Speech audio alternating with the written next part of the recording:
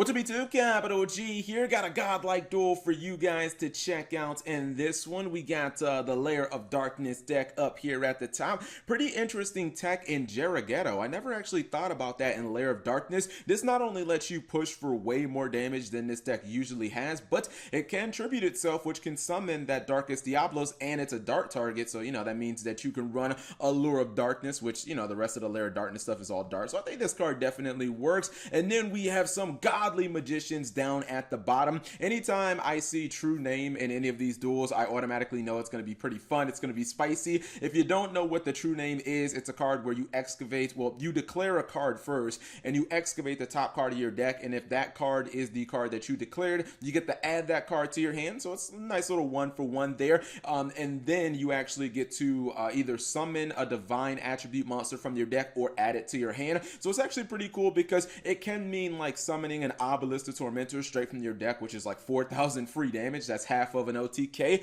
Who wouldn't want that? Or if you're going first, you can get the Winged Dragon of Raspear mode, and that's pretty good as well. Or you can actually get that and you can break an extra link board or something like that. So it's a pretty cool card overall, and this guy actually has a pretty decent opening hand for Dark Magicians. It's not super Dark Magician centric because he only has 2 Dark Magician cards, but honestly, if he's just gonna go spell Book of Knowledge off of Blue Boy, he's gonna dig 2 cards deeper into his deck, and he has a disruptive card in Ghost Ogre, so I'm liking it. So let's see what he does. Oh, you know what, this is really cool. He did not even go spell Book of Knowledge. I'm sorry, I'm so programmed into thinking that Spellbook of Knowledge is like literally the only card you can search off of this, because that's all people really do, or they'll go Spellbook of Secrets, but instead he goes Spellbook of Organization or Spellbook Organization. Holy moly, this was played in the Chainburn deck that got second place at a Shonen Jump when Chainburn first kind of came out in Cybernetic. Wait, no, not Cybernetic. Cyberdark Impact. Yeah, this is crazy because it lets you look at the top 3 cards of your deck and adjust them in any order. So now that he has stacked his deck, he knows exactly what's on top. So that's pretty cool. That means that he is going to be able to add that Winged Dragon Raspear mode from his deck to his hand. So he actually, he gets a +1 off of the True Name. So that's pretty good. But unfortunately, he's not able to really dig that far deeper into his deck. He didn't get any draws or any new cards, but I think he'll be okay because he does still have some defensive cards. Now, unfortunately, his Blue Boy did get tributed. Now, he's going to do something kind of cheeky here. He's going to activate Eternal Soul, and he's just activating this so that he can summon his Magician of Dark Illusion. You need to summon this card off the trap effect or off a spell or trap effect during your opponent's turn. So he's basically making sure he doesn't get smacked in the face because he knew the Jerigetto was coming down. So if he just leaves himself open, he could be taking 4,400 damage as this guy can attack, or excuse me, this guy can attack first, then it can launch itself, give this guy 1,000 attack, he can attack again, and actually he would be able to summon Darkest Diablos during that exchange as well. So it's not an OTK, but he would be dangerously close to getting OTK'd here if he just let this all go through. So he's going to summon that Magician. That at least stops the Jerigetto from attacking. He did not, I don't know why he didn't attack with Arima. That was a little bit of a misplay. He did use Darkest Diablos in main phase 2. He's going to try and activate Lair of Darkness to get a token, but that's going to be Ghost Ogre. And now, I think I actually favor the Lair of Darkness player. He doesn't have, the field spell, but he has the biggest monster on board, and he knows his opponent has Winged Dragon of Raspear mode. So, as long as he plays around that card, he should be perfectly fine just beating him upside the head with Darkest Diablos, but let's see exactly what's going to happen. He's going to add Dark Magic Attack from his deck just because why not? It's a free card basically, and he's just going to kind of go beatdown phase. He's just going to keep attacking with Darkest Diablos. He's not really trying to put more monsters on the board, as that puts him closer to Winged Dragon or Spirit mode, but he does fire back with Magician's Rod. Anytime you have this card, best card in the deck, well, it basically gets you your combo pieces. All he needs at this point is Dark Magician, and he can, get monsters on board pretty easily. He's going to go ahead and get himself a Lair of Darkness. Now, he does launch the Magician's Rod, but all that does, that didn't really do that much, because all that did was just put Dark Magic Attack back in his deck, and all he's going to do is probably just search it again in another turn. So him using the Darkest Diablos effect doesn't really do anything there. Now, this is the interesting thing. I think it might be during the next turn. Oh no, he screwed himself. This is it, right?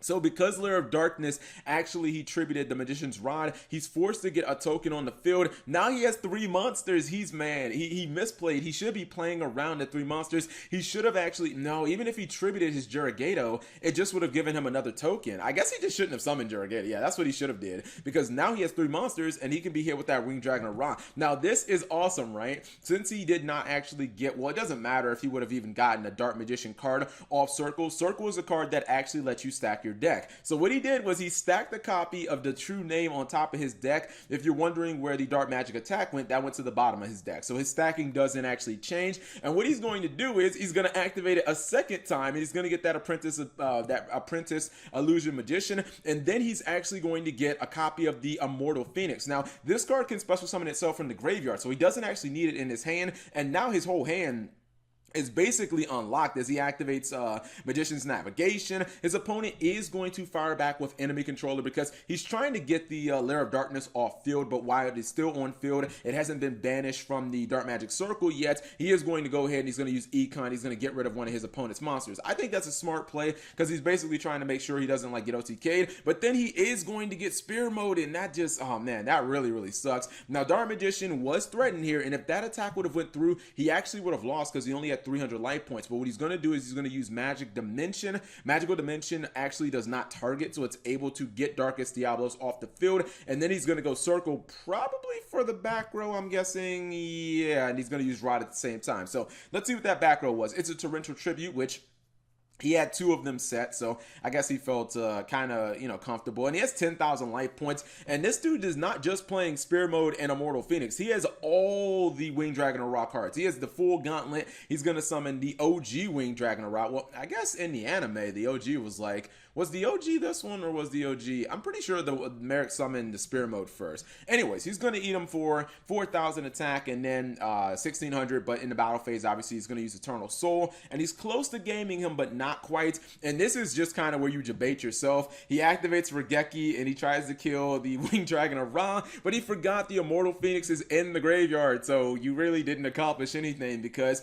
when the Winged Dragon of Ra dies, Phoenix just replaces it, so you're not really gaining anywhere. Now the Phoenix is going to tag itself out for Spear Mode, but at the same time, he's just racking up the Dark Magicians with Eternal Soul, and I just don't really see a way that he's going to get back into this duel. He could activate Dark Magic Attack here, but he decides just to go ahead and try to banish the face-down card. His opponent tries to go Metaverse, which really wouldn't matter. He's still going to lose anyways, but he's like, nah, I'm just going to use Magician's Navigation, and I'm just going to go ahead and make sure that you can't even resolve that card. So in the end, it was just too much pressure from Dark Magician. He had so much removal. That's one interesting thing. A lot of people don't play Magical Dimension. They just kind of rely on a Dark Magical Circle to basically get the job done, but there will be some times when there's a card like Darkest Diablos that can't be targeted and you need other forms of removal, and that's where that Dimension came in. And of course, we did see all 3 versions of the Winged Dragon of Ra. We saw the Spear Mode, which is on the field right now, but we also saw the OG and we saw the Immortal Phoenix all hit the field, which is pretty damn cool.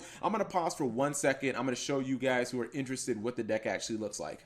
Alright, so here's what the deck looks like on paper. It's definitely unique, especially when it comes to the monster lineup. You knew it was going to be kind of weird because, he was playing like the Spellbook engine. That's going to be obviously Blue Boy, and he did run some off spell cards or some off Spellbook cards like Spellbook Organization, but that's only so that you can go and activate the True Name and essentially make it more consistent, because this is a searchable way of being able to stack your deck, which Dark Magician already has when you summon the Magician's Rod and you get your Dark Magical Circle. So it kind of combos, but I looked at the rest of his deck and really just some of the ratios kind of threw me off, but I think that it was more or less trying to get the deck down to 40 cards, because when you generally see a regular Dark Magician deck, you see, Rod as a card you run at 3 because you always want to see it. Pretty much turn 1, you usually see Apprentice Illusion. That's a card at 3. Sometimes Magician of Dark Illusion, which most Dark Magician players, myself included, will have a love-hate relationship. This card can be anywhere from like 1 to 2. So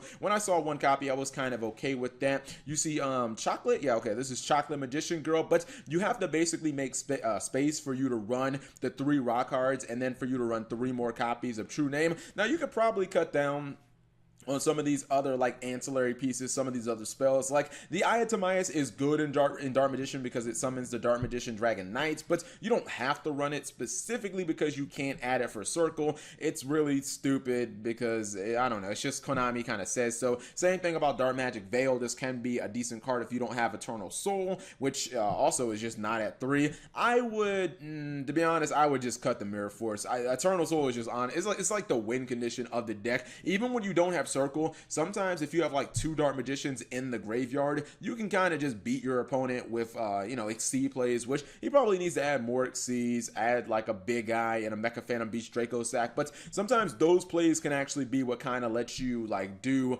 other things and get other effects, like taking your opponent's monsters, getting removal from Draco Sack, and sometimes you don't even need that. So protecting this and getting this card is kind of like the ultimate win comp. But you saw that he had the ability to push for some big damage with the Rock cards, which was definitely kind of fun.